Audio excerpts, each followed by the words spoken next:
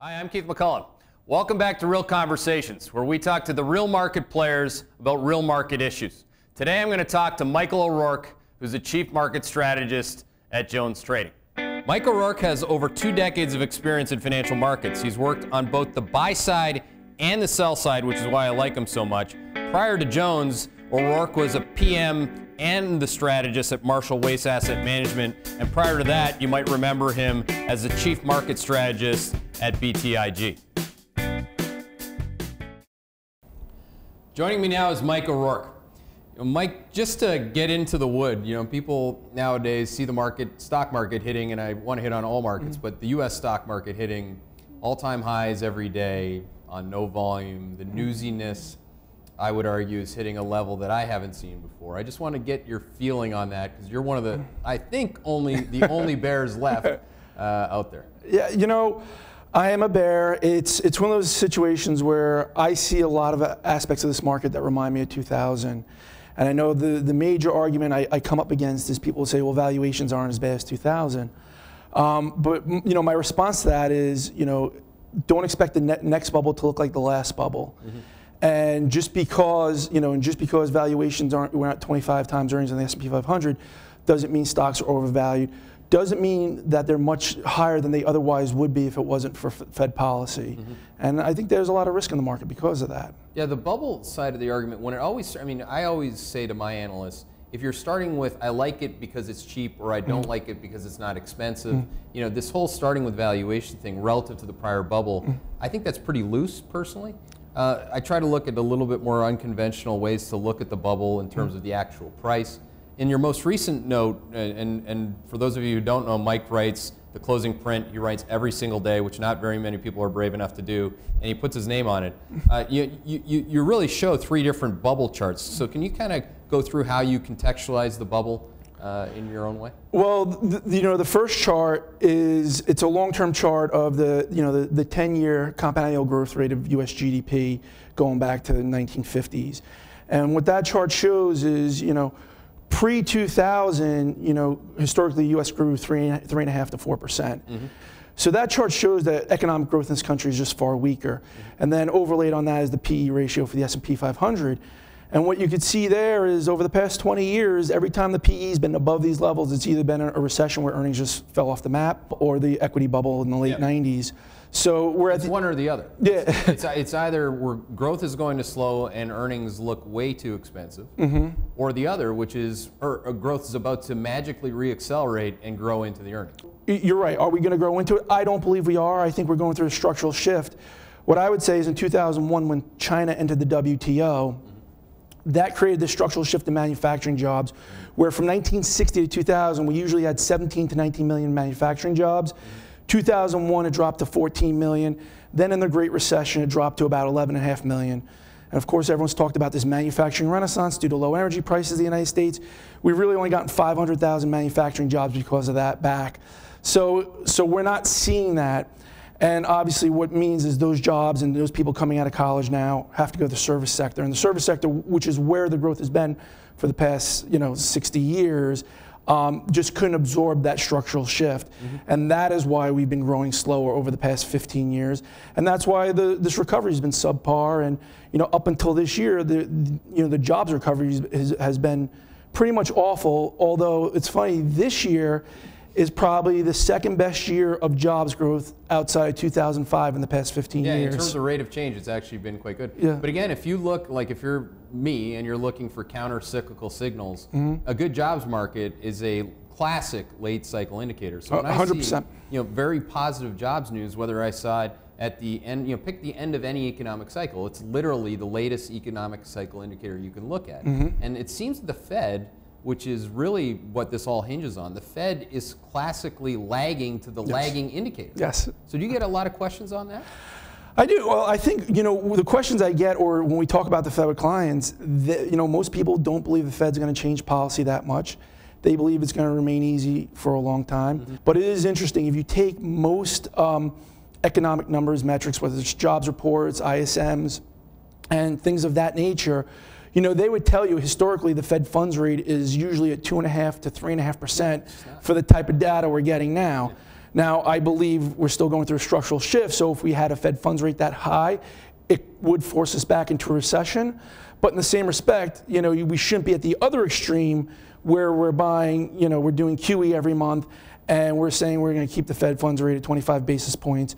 Well, obviously people are starting to believe there's going to be tightening next year, but there's a lot of people who believe the Fed won't do it either. So, yeah. I mean, I'm in the camp that they're not. I'm in the camp that you're basically going to get what the ECB did immediately. The first time they saw one ISM slow down or one economic data point does as much as a little sniffle in the Kleenex, the first thing that these central bankers do is they go right back to the wood and they start to ease.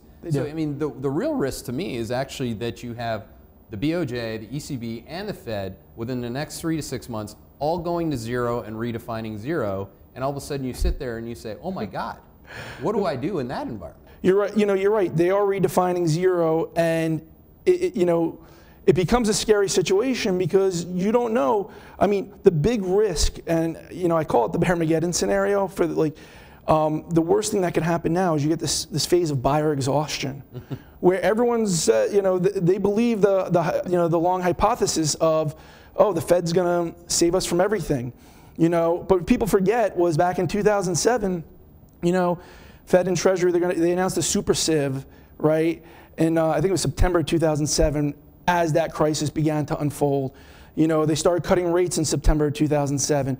The market peaked in October 2007, and then continued to go down for the next year and a half. Well, and the S&P 500, most forget, in November of 2007 was down over 6% in a month.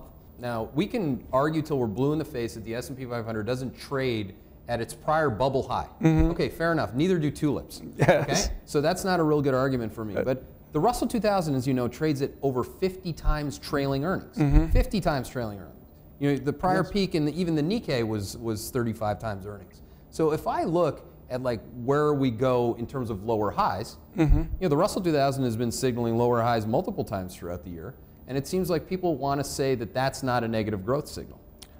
Yeah, I mean, I believe it is a negative growth signal.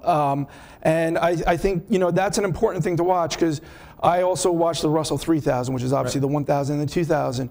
And the 3000 represents 98% of investable stocks in the United States. So you talk about when you have the Russell performing poorly, granted, people in, S&P 500 index funds and spiders and all, they see their numbers, they look great.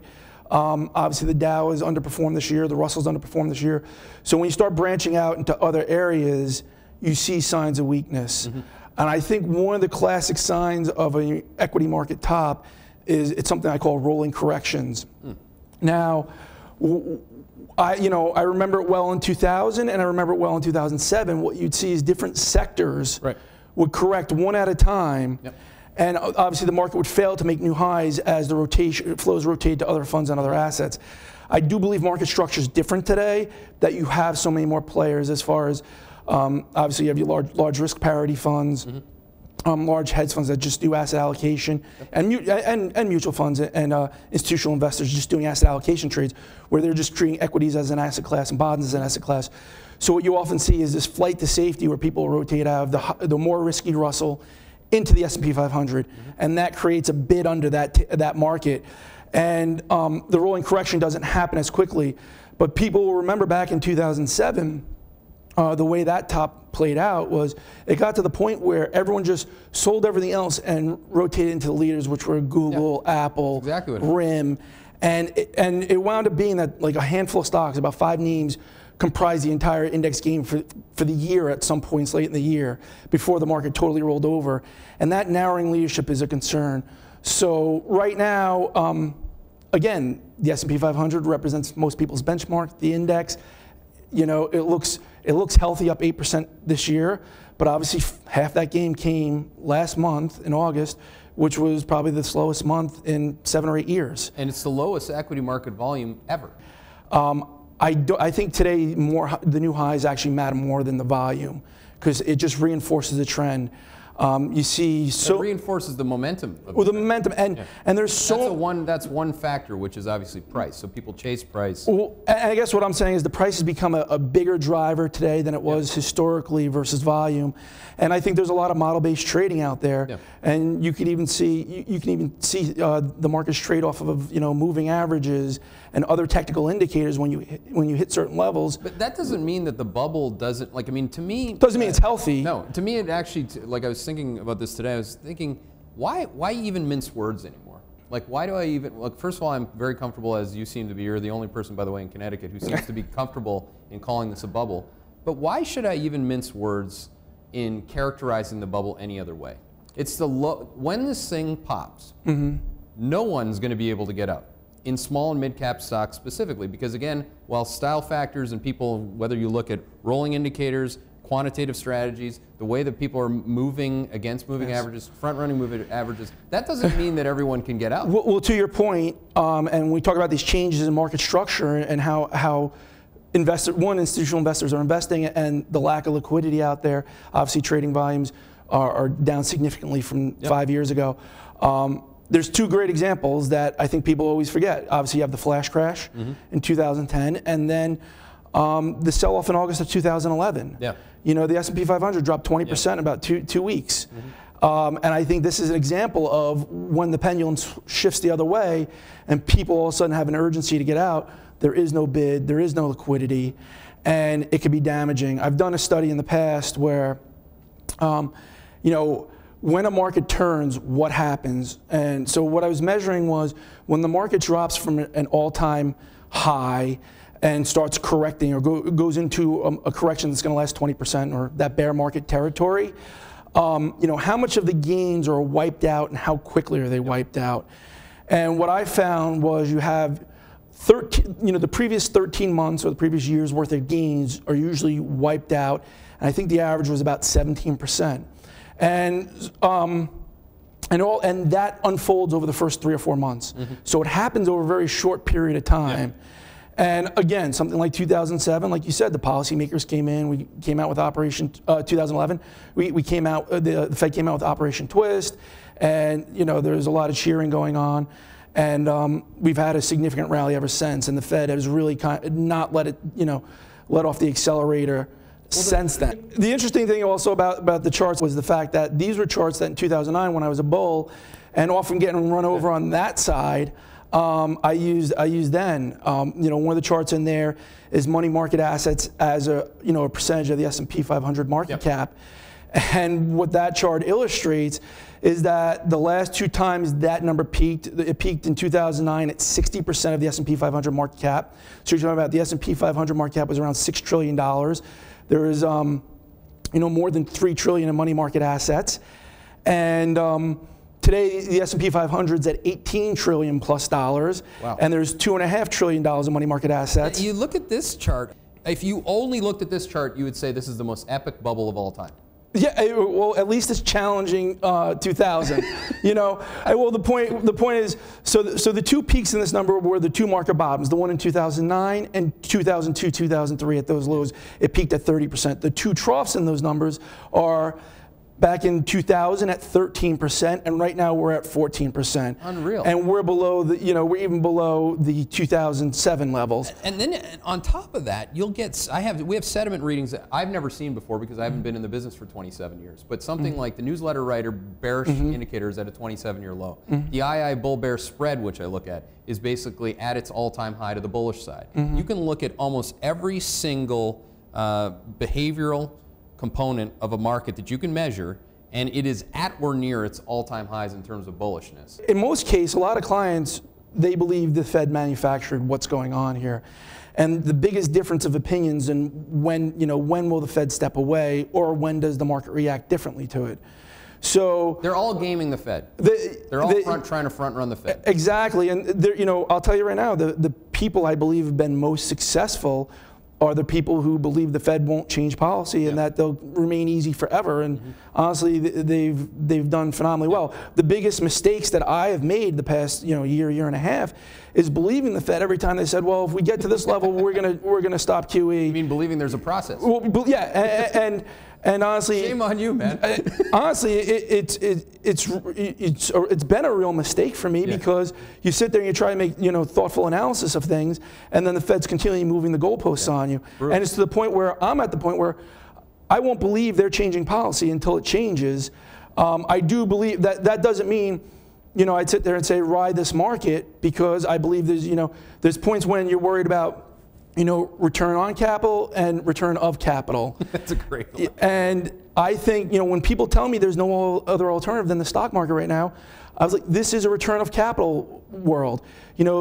I'm willing to sit out and be in cash and not earn any interest on it because I think the risk is that great. Mm-hmm. And I think the point I'm trying to get at is even when the Fed has these accommodative policies, we've seen markets go down, and we've seen them go down a lot. Mm-hmm. And it's one of those things, when the momentum shift occurs, at this point, the Fed's not going to be able to stop it. So what happens when Japan, Europe, and the US is all at zero? When we go into the soup again, how do you cut from zero? And that's the problem. And does the Fed come out and do more QE? And, that's my greatest fear. And when you go back and talk about the Bear-Mageddon scenario of buyer exhaustion, I think 2007, or 2008, I should say, late 2008 was an example of that, when after Lehman failed, people lost confidence in the Fed. Mm-hmm. And that's what September 08 to March of 09 were. People didn't have confidence in the Fed. They didn't know the policies would work. These policies were all new. Everything was changing at that point in time, and they wanted to see some sign of strength that they could regain confidence in the Fed. And obviously, it took a good 2 years till 2011 for a lot of people to believe, QE actually did help us out at the bottom, and things did change, at least from a financial markets perspective, because we talk about the real economy, hasn't really changed. So, that's the problem is, if the markets turn, if you get some type of real correction in markets, are people going to step in and buy the dip the next, are they going to buy the dip down 10 or 15% the way they'll buy it down 3 to 5%? My argument would be probably no. Now we just go to this blanket QE, and the markets have it's been a good environment for the equity market, and the markets have bought into it and fully believe it now, which probably means it's time for it to stop working. Again, today's environment is probably not tomorrow's environment or next year's environment, and to extrapolate this into the future is a very dangerous proposition. Well, you're a very brave man to actually say it when most people won't, and with a lot of work. You've created a great career for yourself. You don't do it the way that everybody else does it. I think that's why so many people respect you. And I think it would behoove people to pay attention to your call right now. So thanks for taking some time to have a conversation. Thanks for having me. Yeah, I appreciate it. He's Mike O'Rourke. He's the Chief Market Strategist at JonesTrading. I'm Keith McCullough. @Keith McCullough is my Twitter handle. We're going to try to get Mike to get more active on Twitter too. Thanks.